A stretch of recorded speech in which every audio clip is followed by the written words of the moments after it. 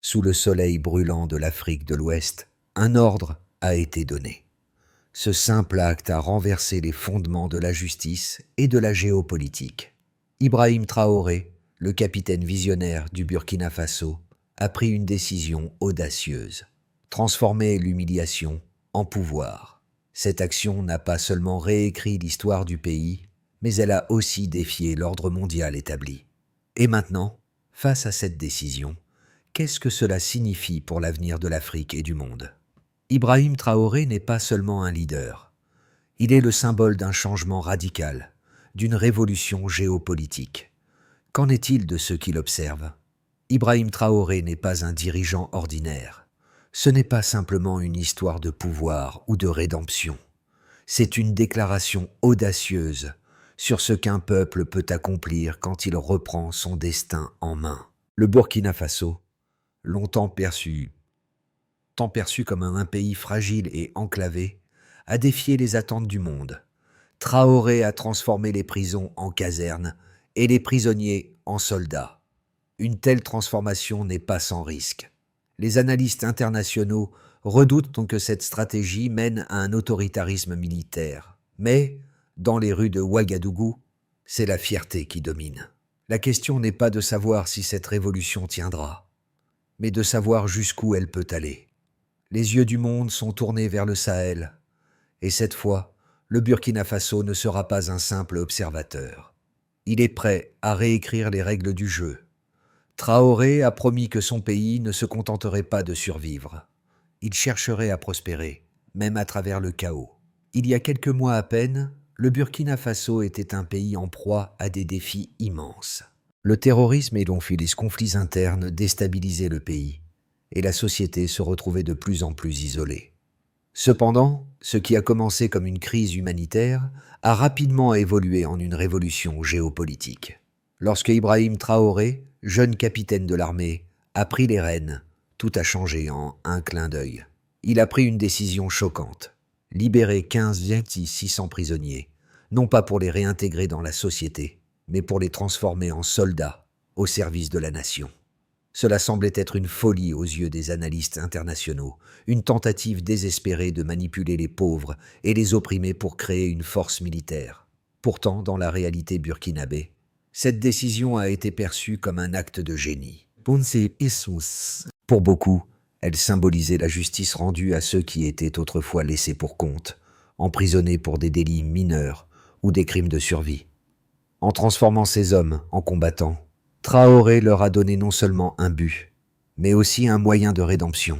Sous le soleil brûlant du Sahel, ces anciens détenus sont devenus l'incarnation d'un nouveau type de force.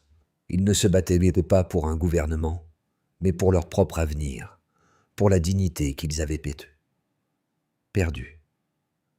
Ils ont été formés dans des conditions extrêmes, poussés à leurs limites physiques et mentales. Mais ce qui les distinguait de n'importe quelle autre armée, c'était leur engagement à défendre non seulement leur pays, mais aussi leur honneur. Ce qui a choqué le monde, c'est que cela a fonctionné. En quelques mois, les attaques sur les convois ont diminué de manière significative.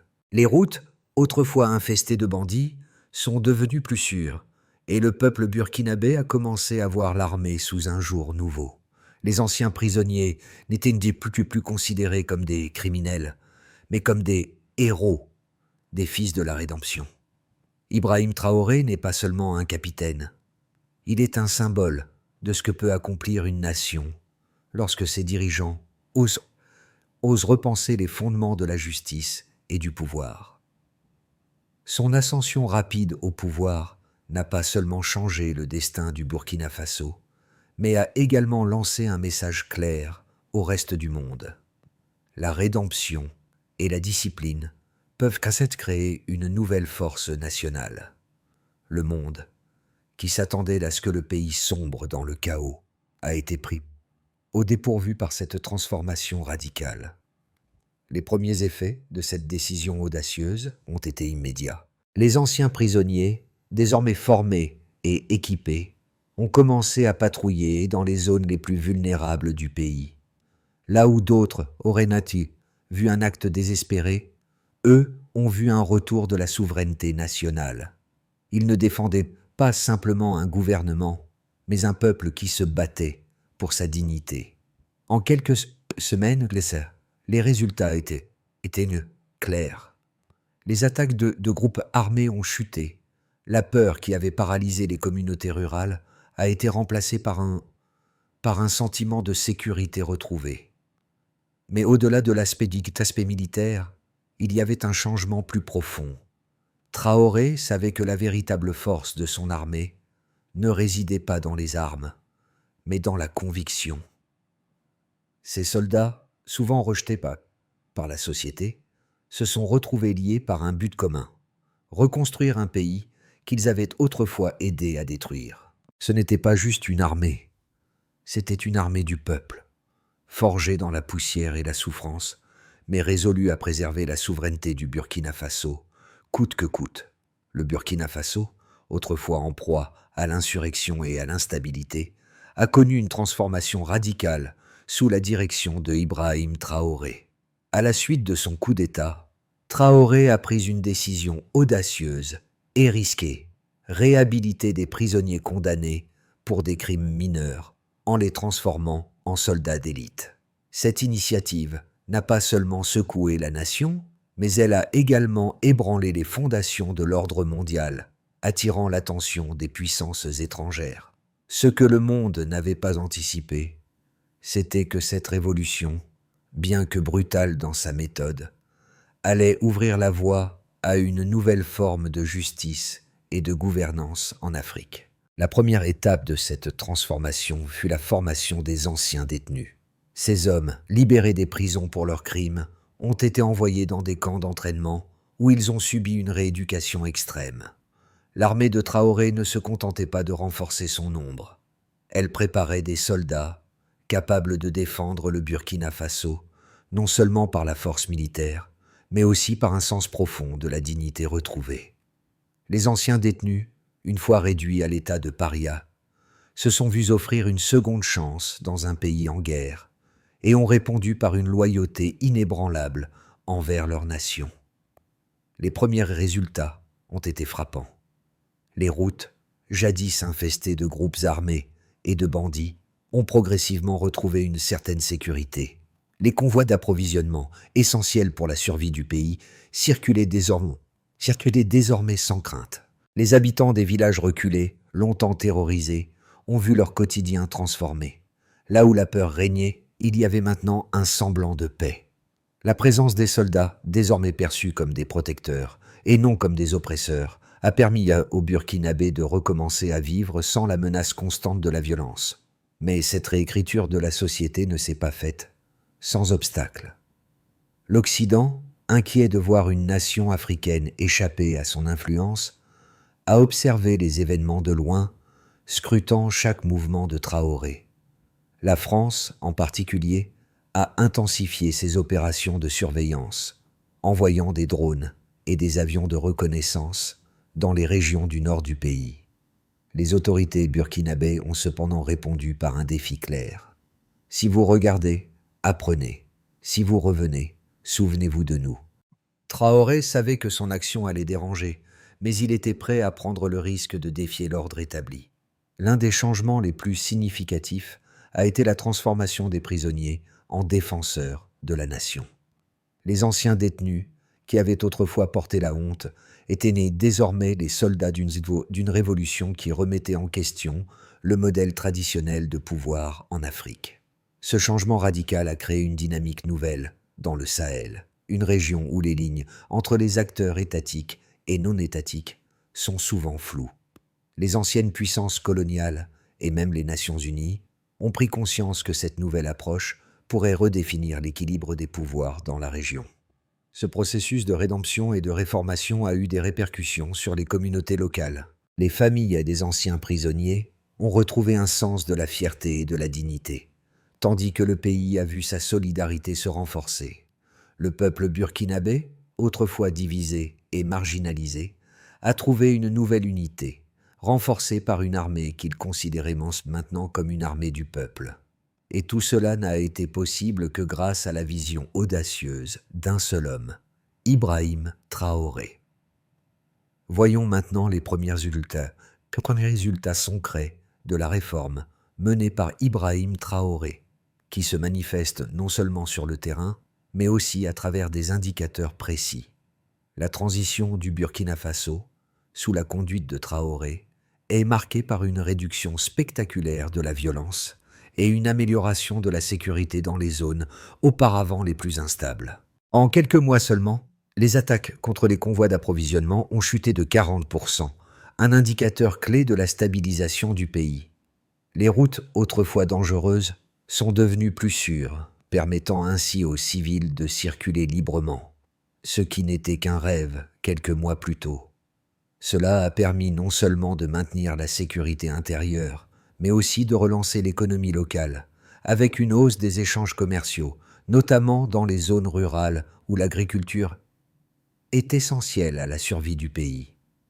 Les effectifs militaires du Burkina Faso ont doublé après la formation des anciens détenus, dont plus de 15 000 hommes ont été intégrés dans les rangs de l'armée.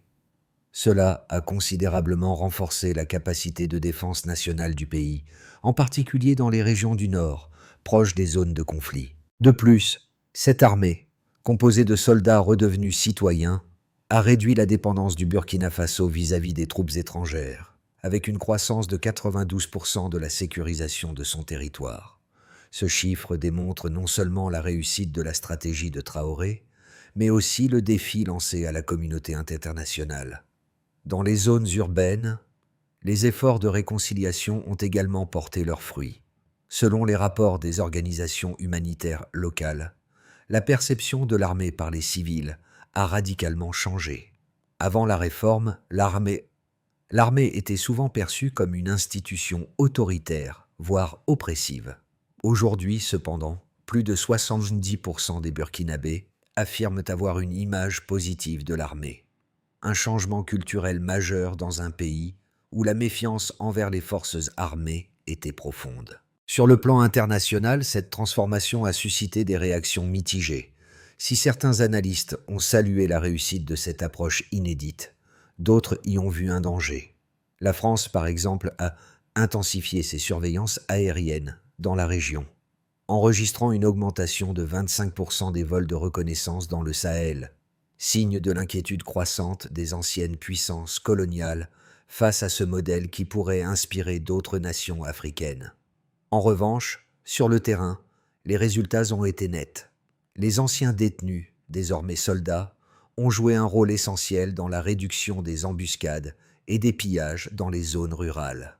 La formation militaire rigoureuse et l'inculcation de valeurs de souveraineté nationale ont fait d'eux des combattants redoutés par leurs ennemis et respectés par leurs compatriotes. En tout, le taux de réussite des missions de défense a atteint 85% dans les zones les plus touchées par les attaques. Ces chiffres témoignent de la solidité du modèle proposé par Ibrahim Traoré. Il ne s'agit pas seulement d'un réajustement militaire, mais d'une véritable transformation sociale et économique. Le Burkina Faso, par sa volonté d'agir indépendamment et de rétablir sa souveraineté, envoie un message clair. Un pays peut retrouver sa dignité sans l'aide des puissances extérieures, en prenant en main son destin. La stratégie d'Ibrahim Traoré n'a pas été sans ses détracteurs. Parmi les critiques, certains analystes internationaux ont jugé que cette démarche allait plonger le Burkina Faso dans un autoritarisme militaire, un modèle qui, selon eux, ne pourrait qu'aggraver les problèmes du pays. Les inquiétudes étaient légitimes. En réhabilitant les prisonniers et en les transformant en soldats, Traoré risquait de créer une force qu'il ne pourrait pas contrôler une fois qu'elle serait armée. Ces mêmes analystes prévoyaient que ce modèle de rédemption et de réinsertion risquait de se retourner contre le pays, menant à une militarisation excessive et à une gouvernance autoritaire. Pourtant, cette analyse ne tient pas face aux faits. Le modèle de Traoré a réussi à redéfinir ce qu'était la rédemption. Loin de promouvoir une dictature militaire, il a transformé des individus marginalisés, souvent perçus comme des criminels, en éléments essentiels d'un système de défense nationale. En donnant aux anciens détenus une mission de rédemption, Traoré a en réalité réhabilité non seulement leur vie, mais également la perception qu'on avait de l'armée, qui n'était plus vue comme un oppresseur, mais comme un défenseur de la souveraineté du pays. De plus, ce n'est pas seulement en termes de sécurité que le pays a vu des changements en envoyant ses soldats aux frontières, dans les villages, dans les zones de conflit. Ils ont contribué à restaurer un sentiment d'unité nationale. Au lieu de se battre contre leur propre peuple, ces hommes se sont battus pour leur propre dignité, pour un avenir qu'ils avaient été privés de vivre dans le passé. En cela, Ibrahim Traoré a non seulement renforcé l'armée, mais il a aussi redéfini la place du peuple dans l'histoire du Burkina Faso. Les critiques externes oublient un point fondamental. Traoré n'a pas seulement renforcé le pouvoir de l'État, mais il a donné à son peuple l'opportunité de se réapproprier son destin. La militarisation, dans ce cas, est un instrument de souveraineté nationale, et non une fin en soi. L'armée n'est pas un outil d'oppression, mais un moyen de garantir la stabilité dans un pays où, par le passé, la faiblesse militaire ouvrait la voie aux ingérences extérieures. Le modèle de Traoré a prouvé que la force militaire, lorsqu'elle est orientée vers la protection de la nation et non l'extension du pouvoir personnel, peut être un levier de développement et de rédemption. Loin de mener à une dictature, cette stratégie a ouvert la voie à un Burkina Faso plus sûr, plus uni et résolument tourné vers un avenir indépendant, les fils de la rédemption. C'est ainsi qu'on les appelait, ces anciens prisonniers, devenus soldats d'une nouvelle ère pour le Burkina Faso. Mais cette transformation ne se limitait pas à une simple réhabilitation physique. C'était bien plus que cela. C'était une renaissance nationale. Ce n'était pas une armée de soldats ordinaires, mais une armée forgée dans les épreuves, où chaque homme portait sur son uniforme la marque indélébile de son passé. Ce symbole n'était pas une honte, mais un rappel de la victoire de l'esprit sur l'oppression. La question que le monde se posait alors était simple. Comment un pays aussi petit, pauvre et isolé peut-il réussir à inverser le cours de l'histoire, à se réinventer ainsi? C'est la réponse qui est la plus surprenante. Ce n'était pas une question de force brute, mais de conviction. Traoré a montré au monde entier que la souveraineté d'un pays ne se construit pas uniquement à coups de fusil, mais par l'unité de son peuple, par sa capacité à se réconcilier et avec son passé, tout en se projetant dans l'avenir. Le miracle du Burkina Faso n'était pas dans l'armement, mais dans cette résilience collective. Les prisonniers réhabilités ne se sont pas seulement battus pour leur pays, mais pour un avenir où chaque Burkinabé, peu importe son passé, pouvait avoir une place. Les conséquences de la réhabilitation des anciens détenus en soldats sous la direction de Ibrahim Traoré ne se sont pas fait attendre. Au-delà des améliorations visibles en matière de sécurité et de défense nationale, cette transformation a eu un impact profond sur plusieurs groupes sociaux et politiques au Burkina Faso et au-delà. Pour les nouveaux soldats, l'impact a été direct. Ils sont passés du statut de prisonniers à celui de héros nationaux. Ce changement radical a restauré leur dignité et leur place dans la société. Dans les villages et les campagnes où ces hommes étaient originaires, ils étaient désormais accueillis comme des protecteurs, non plus comme des criminels. Ce retournement a favorisé un sentiment de fierté et d'unité qui n'avait pas existé depuis des décennies. Pour eux, la guerre ne se menait plus uniquement contre les ennemis extérieurs, mais contre l'humiliation et l'injustice qu'ils avaient subies. Chaque victoire sur le terrain était perçue comme une victoire sur leur passé. Pour le peuple burkinabé, l'impact fut encore plus profond. Pendant des années, les Burkinabés avaient vécu dans une profonde insécurité, non seulement face aux attaques terroristes, mais aussi sous la pression d'une gouvernance externe et de l'influence des anciennes puissances coloniales. L'armée, qui était perçue comme une entité autoritaire et distante, a été réinventée sous une nouvelle forme. Elle est devenue l'armée du peuple. Ce changement a eu des répercussions visibles dans les communautés locales, où des dialogues sur la souveraineté nationale ont émergé. Les citoyens n'étaient plus simplement des spectateurs de la guerre. Ils étaient maintenant partie prenante de la défense de leur pays. La nation se reconstruisait autour de cette armée réinventée. Et les Burkinabés ont trouvé un nouvel espoir dans leur capacité à se défendre seuls. Pour l'élite politique, ce changement a été moins enthousiasmant. Ceux qui étaient habitués à la stabilité et aux relations avec les anciennes puissances occidentales ont vu leurs privilèges menacés. La montée en puissance d'une armée composée de soldats, issus des prisons, a modifié l'équilibre des forces internes. L'idéologie de la rédemption et du service militaire, comme fondement de la justice nationale, a choqué les élites, qui ont commencé à redouter une possible perte de pouvoir au profit de ceux qu'ils considéraient autrefois comme des marginaux. L'élite a cherché à se distancer de ce mouvement, mais face à l'engouement populaire, elle a dû s'adapter. À l'échelle internationale, le modèle de Traoré a provoqué des ondes de choc. Les puissances occidentales, qui avaient traditionnellement contrôlé la région par des moyens diplomatiques et militaires, ont vu ce changement comme une menace. Les autorités françaises ont intensifié leur surveillance et envoyé des drones dans le Sahel, signalant une inquiétude croissante. En revanche, l'impact positif sur le pays et son peuple ne pouvait être ignoré.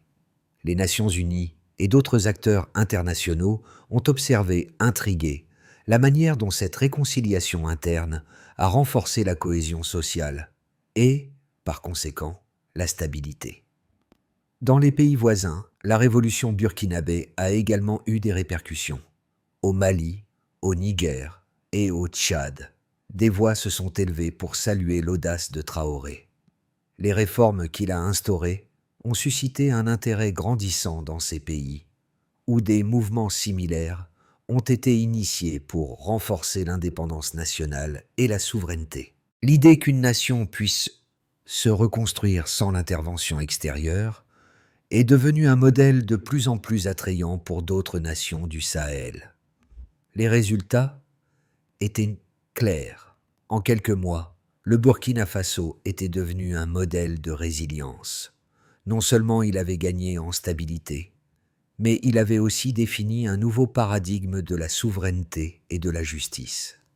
Le pays, longtemps considéré comme trop fragile, avait trouvé une voie pour se redéfinir, avec l'aide de ceux qu'il avait autrefois rejetés. Traoré avait non seulement renforcé la sécurité, mais il avait aussi redonné à son peuple une véritable identité nationale. À 6 mois, les perspectives pour le Burkina Faso étaient multiples. 3 scénarios se dessinaient, chacun dépendant de l'évolution de la situation interne et des réactions extérieures à la politique de rédemption imposée par Ibrahim Traoré. D'abord, le scénario de base, celui de la consolidation et de la stabilité. Si la dynamique actuelle se maintenait, le Burkina Faso pourrait progressivement stabiliser sa situation en renforçant ses structures internes. La politique de rédemption continuerait à transformer l'armée en un pilier de la société, avec des anciens détenus devenant des défenseurs fiables de la souveraineté nationale. Cette stabilité renforcée permettrait au gouvernement de se concentrer sur le développement économique, d'améliorer les infrastructures et d'attirer des investissements. Les relations avec les pays voisins s'amélioreraient et le Burkina Faso pourrait devenir un modèle de résilience pour la région. À l'échelle internationale, bien que l'inquiétude persiste, des discussions sur la coopération pourraient émerger, surtout si le pays maintient un équilibre délicat entre souveraineté et diplomatie. Ensuite, le scénario optimiste, celui de l'expansion régionale et du leadership continental. Dans ce scénario, le Burkina Faso, fort de sa stabilité intérieure et de son armée redéfinie, pourrait jouer un rôle de leadership dans la région du Sahel. Le pays, déjà pionnier dans son approche de la rédemption, pourrait influencer les politiques de ses voisins, notamment le Mali, le Niger et la Guinée. Cette dynamique créerait une nouvelle forme de gouvernance fondée sur l'indépendance et la souveraineté, libérée de l'influence coloniale. Les alliances africaines pourraient se renforcer avec l'organisation de l'Union africaine et la communauté économique des États de l'Afrique de l'Ouest, soutenant ce modèle comme une alternative aux interventions extérieures. Sur le plan économique, la région pourrait connaître une renaissance, soutenue par des investissements croissants et des initiatives communautaires. Enfin, le scénario pessimiste, celui de l'isolement et des tensions militaires. Cependant, cette transformation ne serait pas sans risque.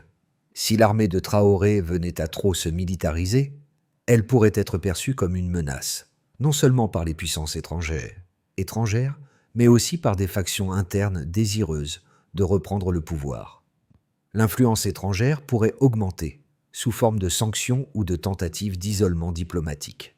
En réaction, le Burkina Faso pourrait adopter des mesures plus autoritaires pour défendre son modèle, ce qui pourrait entraîner une montée des tensions internes. La guerre de l'information serait également amplifiée, avec une guerre de propagande sur la légitimité de Traoré et de sa vision du pays. Les conflits internes entre les élites politiques, les anciens détenus devenus soldats et les groupes sociaux marginalisés pourraient se transformer en un terrain fertile pour des violences ou des insurrections. Quel que soit le scénario, Ibrahim Traoré devra faire face à des choix cruciaux, maintenir l'équilibre fragile qu'il a instauré ou risquer de voir son pays sombrer dans l'instabilité. L'unité du Burkina Faso dépendra de sa capacité à intégrer ses anciens prisonniers dans une société où l'espoir et la rédemption sont les clés de la survie. Le monde regardera, curieux mais inquiet, les prochains développements dans cette nation qui défie les attentes. La transformation du Burkina Faso sous Ibrahim Traoré est bien plus qu'une simple histoire politique. C'est une leçon sur la capacité humaine à se relever après avoir été écrasé par le poids de l'oppression, de l'humiliation et de l'injustice. Pour les Burkinabés, c'est une renaissance. Pour l'Afrique, c'est un message puissant. La souveraineté, l'autodétermination et la rédemption ne sont pas des concepts inaccessibles. Ils sont à portée de main, même pour ceux qui ont été oubliés par le monde. Pour le peuple burkinabé, la question ne se pose plus. Il ne s'agit pas de savoir s'il mérite gagner la dignité, mais de la revendiquer. C'est une question de justice, non pas imposée par des forces extérieures, mais générée de l'intérieur, par une nation unie. Ceux qui étaient autrefois emprisonnés, rejetés et marginalisés se battent aujourd'hui pour l'avenir de leurs enfants et de leur communauté. Ils ne se battent plus contre la société, mais pour leur propre place dans l'histoire. C'est ce changement profond qui résonne dans les rues de Ouagadougou, dans les champs de Bobo-Dioulasso et dans chaque village burkinabé.